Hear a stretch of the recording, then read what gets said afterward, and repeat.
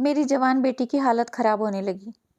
वो कुछ बोलती नहीं थी और रात को जल्दी ही कमरे में घुसकर दरवाजा अंदर से बंद कर लेती थी। बेटी को पूछती तो वो कुछ न बताती। फिर एक दिन मैं अपनी बेटी के कमरे में छुप गई। रात को जब उसने कुंडी लगाकर अपने कपड़े उतारे तो मेरे कदमों तले से जमीन निकल गई। वो तो सच्चाई जानने के लिए मैंने रात के अंधेरे में सारा के कमरे में कैमरा लगा दिया। मेरी बेटी सारा किसी गुलाब की कली की तरह खिल रही थी कि अचानक ही वो मुरझाने लगी थी।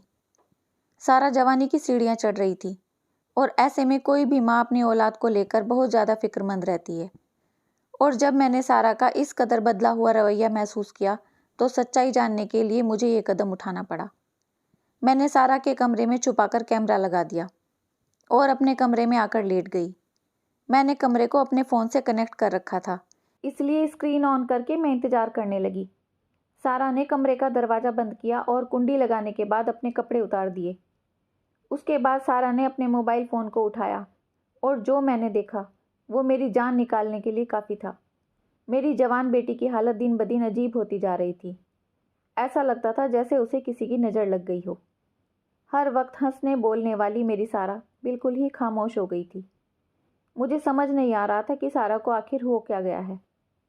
वो तो न बात करती थी, न ही ढंग से मेरी किसी बात का जवाब देती थी। पहले मैंने सोचा कि क्यों ना उसे किसी पीर बाबा को दिखा दूं, लेकिन फिर अचानक मुझे एहसास हुआ कि वो बात नहीं है जो मैं समझ रही हूँ। बात कुछ और है। और जिस रात सच्चाई खुलकर मेरे सामने आई, मेरी जान निकल गई। मुझे तो अंदाज़ा ही नहीं था कि मेरी बेटी कब इतनी बड़ी हो गई कि मुझसे बात छिपाने लगी। सारा में अचानक ही बहुत बदलाव आया था। सारा रात को जल्दी अपने कमरे में सोने के लिए चली जाती और खुद को बंद कर लेती थी, जबकि पहले वह कमरे का दरवाज़ा थोड़ा सा खोलकर ही सो जाया करती थी। हमारे घर में मेरे और उसके अलावा और था ही कौन। हाँ, कुछ दिन पहले मैंने बाहर वाले कमरे में एक किराएदार को रखा था, क्योंकि हमारा गुजर बसर मुश्किल से हो रहा था। वो एक बहुत अच्छा और नेक लड़का था। उसका आना जाना भी हमारे ही दरवाजे से था, क्योंकि घर में अंदर आने का एक ही रास्ता था। लेकिन मुझे वह बहुत अच्छा लगा। मुझे कभी उससे कोई परेशानी नहीं हुई। वो मुझे मौसी कहता था और सारा को अपनी छोटी बहन मानता था। लेकिन पिछले कुछ दिनों से सारा को लेकर मैं बहुत ज़्यादा परेशान हो चुकी थी। वो इस कदर खामोश हो गई थी कि मुझे समझ नहीं आता था कि उसे क्या हो गया है। पहले तो मैं जैसे ही काम से आती, वो मेरे पास बैठकर अपने दिन भर की दास्तां सुनाती। मेरे पीछे घर में एक पत्ता भी हिलता तो सारा मुझे उसकी खबर ज़रूर देती। उसकी कोई सहेली नहीं थी। उसके लिए जो कुछ भी थी वो मैं, उसकी माँ ही थी। लेकिन अब मैं जब भी घर आती तो सारा का रवैया कुछ अलग सा लगता और खाना खाने के बाद वो जल्दी से अपने कमरे में जाकर दरवाज़ा बंद करके सो जाती।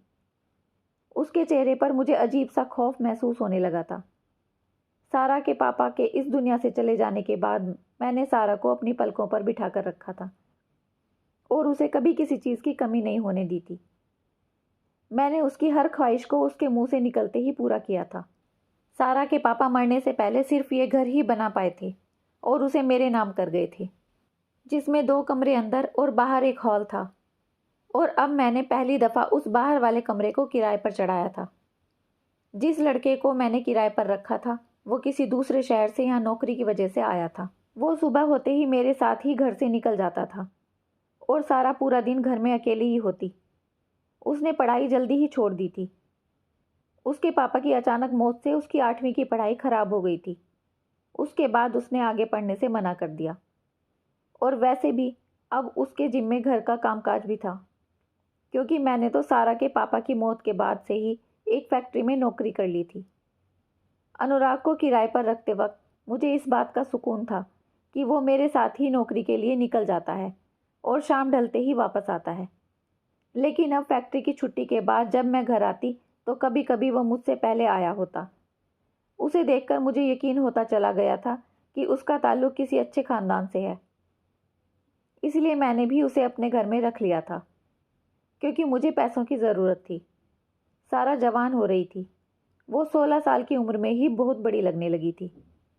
इसलिए मैं जल्दी ही उसकी शादी कर देना चाहती थी। उसके पापा के मरने के बाद मैंने अकेले ही घर और उसकी जिम्मेदारी उठाई थी और उसे किसी सौतेले बाप के साए में पलने नहीं दिया था। लेकिन पहली ही नज़र में हम किसी के बारे में ये बात तो नहीं जान सकते। शायद मुझे भी अनुराग को जानने में कोई गलती हो गई थी। कभी कभी जैसे कोई दिखता है वो वैसा होता नहीं है। और अब मुझे रह रहकर ये एहसास हो रहा था, फैक्ट्री से जो तनख्वाह मुझे मिलती उससे मैं घर का खर्चा चलाती। वो पैसे महीने भर में ख़त्म हो जाते थे। सारा की शादी के लिए मुझे और पैसों की ज़रूरत थी और इसलिए मैंने अनुराग को एक अच्छी रकम पर बाहर वाला कमरा किराए पर दिया था, ताकि मैं जल्दी से जल्दी सारा की शादी के लिए पैसे जोड़ सकूं और कोई अच्छा सा रिश्ता देखकर उसकी जिम्मेदारी से मुक्त हो जाऊं। लेकिन सारा की पीली पड़ती रंगत और चेहरे के खौफ ने मुझे अजीब सी बेचैनी में डाल दिया था। मैंने कई बार सारा से पूछा कि कोई तकलीफ है तो बताओ, लेकिन सारा ने एक लफ्ज़ भी नहीं कहा और खामोश रही। सारा मेरी वो बेटी थी जिसे अगर धक्का भी लगता तो वह घंटों मेरे आगे रोती, क्योंकि मैंने उसे बहुत लाड प्यार से पाला था। लेकिन अचानक ही उसमें इतनी ज़्यादा तब्दीली आई थी कि मैं खुद परेशान हो गई थी। सारा मुझसे कोई बहुत बड़ी बात छिपा रही थी और यही बात जानने के लिए आज मैंने फैक्ट्री से छुट्टी कर ली थी। अभी मैं हॉल में बैठे सोच ही रही थी कि मैं किस तरह सारा से मालूम करूं कि तभी मैंने अनुराग को घर के अंदर आते हुए देखा। उसके चेहरे पर मुस्कुराहट फैली हुई थी। आते ही उसने मुझे नमस्ते करके सारा की तरफ देखा। उसे दिन में घर पर देखकर मैं हैरान हुई, क्योंकि उसकी नौकरी तो शाम तक की थी और अभी तो दिन के 12 बजे थे। यह सोचकर मुझे परेशानी हुई कि क्या वो अक्सर ऐसे ही दिन में घर लौट आया करता था। अनुराग मेरे साथ बैठ गया और उसे देखकर सारा जल्दी से किचन में चली गई। लेकिन अनुराग की नज़रें उसी की तलाश में थी। वह मुझसे बात करते हुए भी बार बार किचन के दरवाजे की तरफ देख रहा था। मैंने अनुराग से पूछा कि नौकरी कैसी चल रही है। तभी उसने बताया कि फ़िलहाल वह नौकरी की तलाश में है और जल्दी ही उसे नौकरी मिल जाएगी। उसकी बात सुनकर मैं चौंक उठी, क्योंकि वो तो एक बड़ी कंपनी में नौकरी करता था। फिर वो नौकरी की क्यों तलाश कर रहा था? वो कहने लगा कि मौसी, 15 दिन पहले ही मेरी नौकरी छूट गई है और अब मैं नई नौकरी की तलाश में हूँ। वो बता रहा था कि वो रोज़ ही कुछ घंटे नौकरी की तलाश में सड़कों पर घूमता है, लेकिन आज के दौर में नौकरी की तलाश इतना आसान नहीं है। वो तो और भी बहुत कुछ कह रहा था, लेकिन मेरा दिमाग एक ही बात पर अटक गया था कि पिछले 15 दिन से दिन के वक्त भी वो घर में ही मौजूद रहता था और सारा ने इस बात का जिक्र तक नहीं किया। मेरे दिल में अजीब अजीब ख्यालात आने लगे। सारा की रोज़ रोज़ बिगड़ती हुई हालत और अनुराग की नज़रें मुझे किसी अनहोनी का पता दे रही थी, और जो कुछ मेरे दिमाग में चल रहा था मैं वो बयान नहीं कर सकती थी। दोपहर के खाने के बाद मैंने बातों बातों में सारा से अनुराग के बारे में सवाल किए, तो वह चौंक कर मुझे देखने लगी। उसके बाद वो सरसरी सी हाँ हूँ में जवाब देते हुए एक दो निवाला खाकर ही उठ गई। मैंने सारा को आवाज़ देकर कहा कि आज तो तुम्हारी पसंद का खाना बना है, फिर क्यों इतनी जल्दी खाकर उठ गई हो? सारा पीछे मुड़ी और मेरी तरफ देखकर मुस्कुराई। कहने लगी, माँ, सर्दी इतनी है कि कुछ खाने को जी नहीं चाहता। मैं जल्दी से जाकर लेटना चाहती हूँ। सारा की ये बात मुझे बहुत परेशान कर गई, क्योंकि सारा को हमेशा से ही सर्दियाँ पसंद थी। गर्मी तो उससे बर्दाश्त ही नहीं होती थी। हालांकि बहुत सारे कपड़े पहनने के बावजूद भी वो कांपती रहती थी। आज वही सारा सर्दी से परेशान थी। जब वह सोने के लिए अपने कमरे में जाने लगी तो मैंने कहा कि बेटी, कमरे का दरवाज़ा खुला रख कर सोना। मुझे नींद ना आई तो मैं भी तुम्हारे साथ आकर सो जाऊंगी। वो कहने लगी, माँ, मुझे दरवाज़ा बंद करके ही नींद आती है। अगर मैं दरवाज़ा खोलकर सो जाती हूँ तो बार बार आँख खुलती है। आप अपने कमरे में ही सो जाइए। मैंने एक गहरी नज़र सारा पर डाली, जो सर से पांव तक बदली हुई महसूस हो रही थी। मैंने तो ध्यान ही नहीं दिया था कि आजकल वह बहुत ढीले कपड़े पहनने लगी थी, जबकि उसे हमेशा से ही अच्छी फिटिंग के कपड़े पहनना पसंद था और वह तो हमेशा से ही मेरे कमरे में सोने के बहाने ढूंढती थी। लेकिन मैंने खुद ही कुछ वक्त पहले उससे अलग कमरा दे दिया था। मुझे ये फिक्र सताती थी कि एक न एक दिन सारा को विदा होकर जाना है, और अगर वो मेरे इतने करीब रहेगी तो मेरे लिए उसे ससुराल के लिए विदा करना बहुत मुश्किल होगा, क्योंकि इतनी बड़ी दुनिया में मेरा सारा के अलावा कोई नहीं था और उसके जाने के बाद मैं बिल्कुल तन्हा हो जाती। मेरी बेटी जवान हो रही थी और जवान बेटियों की माएँ अक्सर ही फिक्रमंद रहती हैं और कुछ ऐसा ही हाल मेरा भी था। न जाने क्यों सुबह से मुझे अनुराग का वजूद खटक रहा था। रात के खाने के बाद मैं अपनी बेटी को ज़बरदस्ती अपने साथ लेकर बैठ गई कि चलो आज हम दोनों माँ बेटी कुछ देर बातें कर लेंगे। इतने में अनुराग भी हमारे कमरे की तरफ चला आया। शायद वो कहीं बाहर जा रहा था, लेकिन हम दोनों को देखकर हमारे पास ही आ गया था। मुझे उसका इस तरह से हमारे बीच बैठना आज बुरा महसूस हो रहा था, जबकि अक्सर ही हम दोनों बैठकर बातें किया करते थे। जैसे ही वो हमारे पास आकर बैठा तो मैं खामोश हो गई। मैं अकेले में सारा के साथ कुछ वक्त गुजारना चाहती थी ताकि सारा से इस तब्दीली की वजह जान सकूं। लेकिन अनुराग की मौजूदगी में मैं उससे कुछ नहीं पूछ सकती थी। कुछ ही देर में मैंने अनुराग से कहा कि बेटा आप भी जाकर आराम करो, रात बहुत हो गई है, हम दोनों भी सोने वाली हैं। जबकि मेरा इरादा सोने का नहीं था, लेकिन अनुराग को भेजने के लिए मैंने झूठ का सहारा लिया। अनुराग शायद मेरा मतलब समझ गया था, इसलिए वो खामोशी से उठकर चला गया। मैंने आज तक उसको बहुत अच्छा और नेक ही पाया था, लेकिन शैतान कब किसी को बदल दे इंसान को क्या खबर। थोड़ी ही देर में सारा भी अपने कमरे में जाकर दरवाज़ा बंद करके सो गई, लेकिन मेरी नींद उड़ चुकी थी।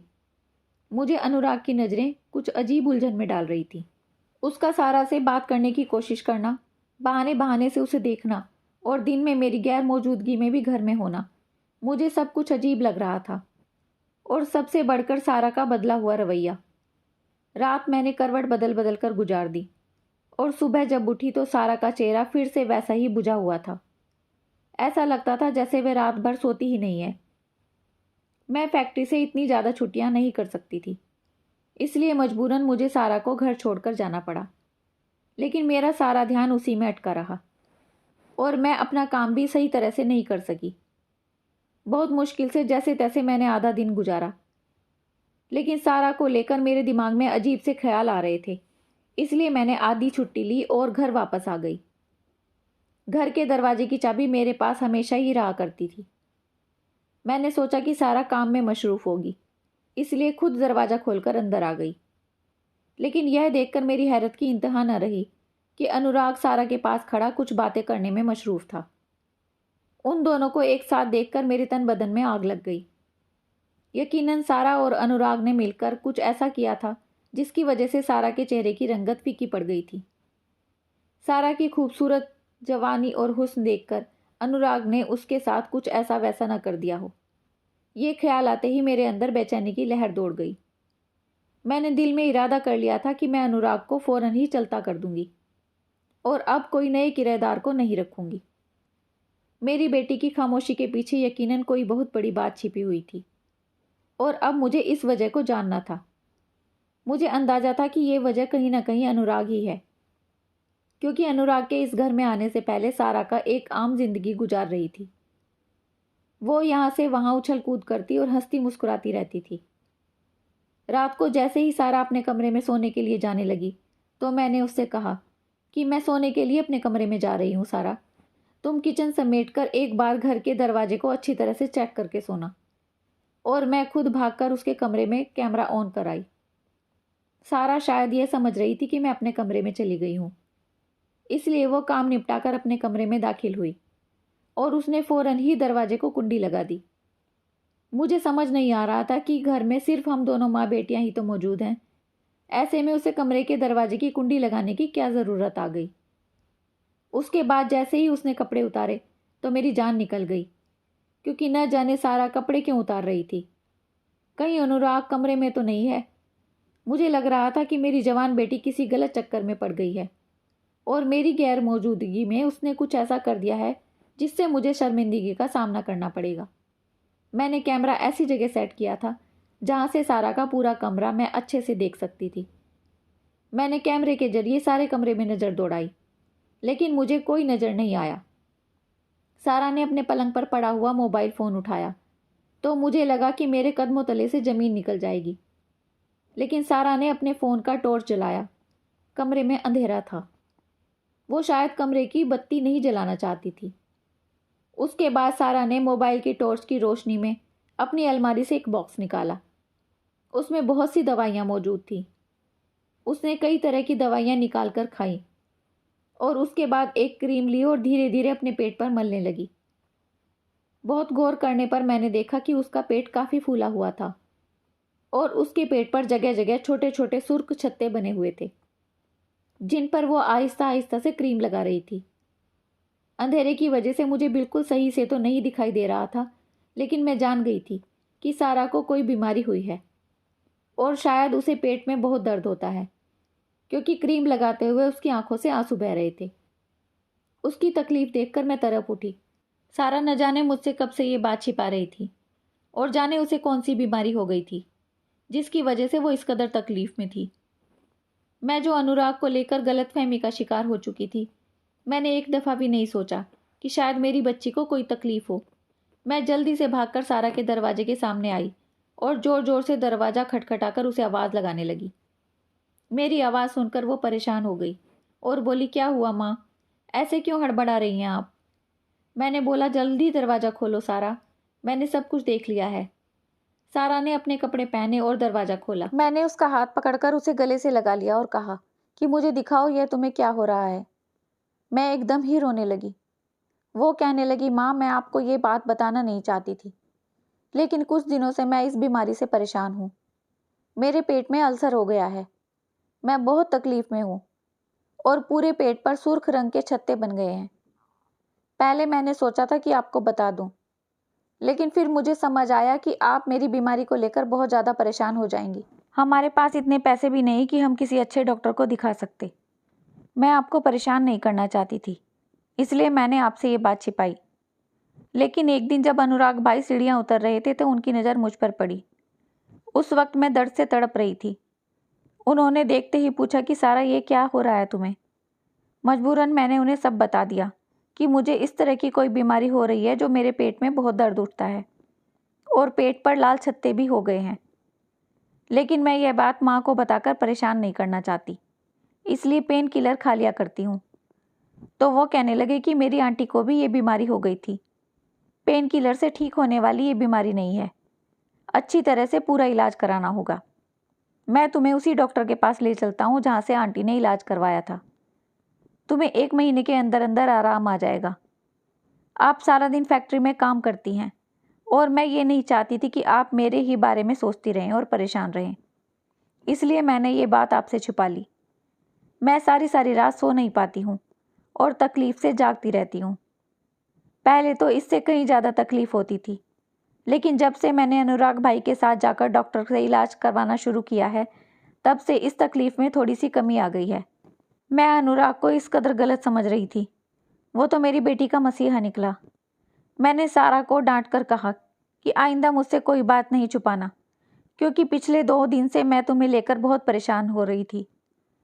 वो कहने लगी, माँ अब मैं बड़ी हो रही हूँ और मुझे एहसास है कि आपने मेरी खातिर कितनी कुर्बानियाँ दी हैं। पापा के मरने के बाद आपने दूसरी शादी नहीं की, क्योंकि आप मुझे सौतेले बाप के साए में नहीं देखना चाहती थी। मेरी खातिर आप हमेशा अपनी ख्वाहिशों को कुर्बान करती रहीं और अपनी ज़रूरतों को मार मार कर मेरी ख्वाहिशों को पूरा करती रहीं। मैं जानती हूँ कि आपने अनुराग भाई को भी इसलिए किराए पर रखा था ना, कि आप मेरी शादी के लिए पैसे जोड़ सकें, इसलिए मैं आपको ज़्यादा परेशान नहीं करना चाहती थी। सारा की बात सुनकर मैंने उसे गले से लगा लिया। मेरी बेटी को मेरी कितनी परवाह थी और मैंने न जाने क्या क्या सोच लिया था।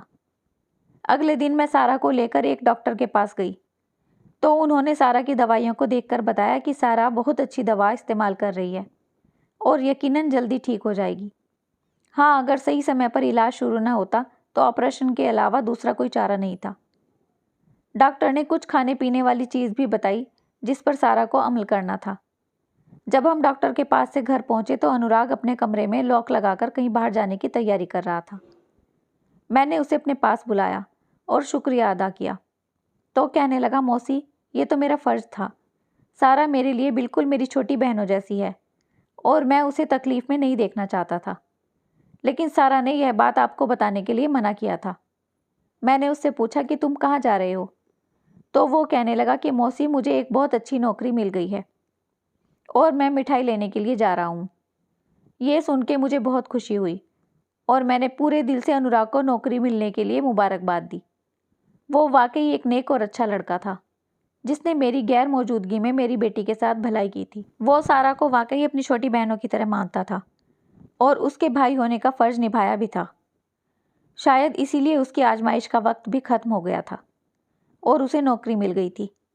अच्छे लोगों के साथ हमेशा अच्छा ही होता है। मैंने भगवान का लाख लाख शुक्र अदा किया कि मैंने अपनी बेटी या अनुराग के सामने ऐसी कोई बात नहीं की थी जिसकी वजह से मुझे उन दोनों के आगे शर्मिंदगी का सामना करना पड़ता।